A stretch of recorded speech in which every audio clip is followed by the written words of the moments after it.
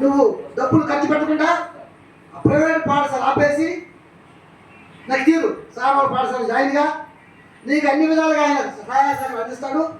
మీకు ఏం కావాలన్నా చదువు పట్ల కానీ మీ యొక్క భద్రత పట్ల కానీ ఆయన నిరంతరం మీకోసం కృషి చేస్తాడు. ఆ ఫీజు మిగిలిపోతుంది.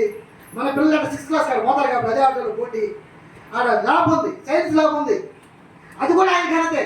సైన్స్ ల్యాబ్ వచ్చింది తమాషా, సైన్స్ ల్యాబ్ ఉంది, ఫుల్ ఎక్కువ ఇప్పుడు ఇన్ఫ్రాస్ట్రక్చర్, ఫుల్ స్టాఫ్, స్థలం ఉంది. ఎప్పుడైతే చదువే కాకుండా ఆటల్లో కూడా ఆడుకుంటామో మన శరీరానికి అలసట వచ్చింది, చదువుకోవడానికి బాగా ఉల్లాసంగా ఉంటుంది చెప్తున్నాను. దయచేసి నువ్వు మీ అమ్మానాన్నతో మాట్లాడి మరొకసారి కావాలంటే మీ అమ్మానాన్నతో నేను మాట్లాడతాను, తప్పకుండా అర్జేరు ఆ డబ్బుల్ని వద్ద చెప్పారు. ఎందుకంటే మీరు పేదవాడు, డబ్బులు లేనివాడు, నెలకి సంవత్సరానికి 80,000 కడతానంటే ఏం చేయనా డబ్బా ఎక్కడ ఎప్పుడు సంపాదించాలా.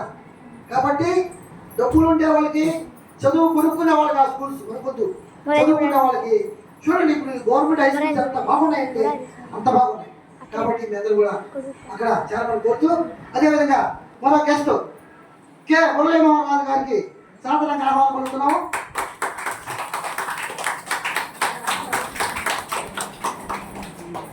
మా పాఠశాల విద్యార్థులకు మురళీమోహన్ రాజు గారు సుపరిచయస్తులు. మీకేం నేను కొత్తగా ఏం చెప్పలేదు. ఈనాటి ముఖ్య అతిథుల్లో ఈసారి కూడా ముఖ్య అతిథి మన పాఠశాల ఏ కార్యక్రమం జరిగినా కూడా ఒక జిల్లా అధికారిని మన పాఠశాల తీసుకువచ్చేటువంటి వ్యక్తి. ఎందుకని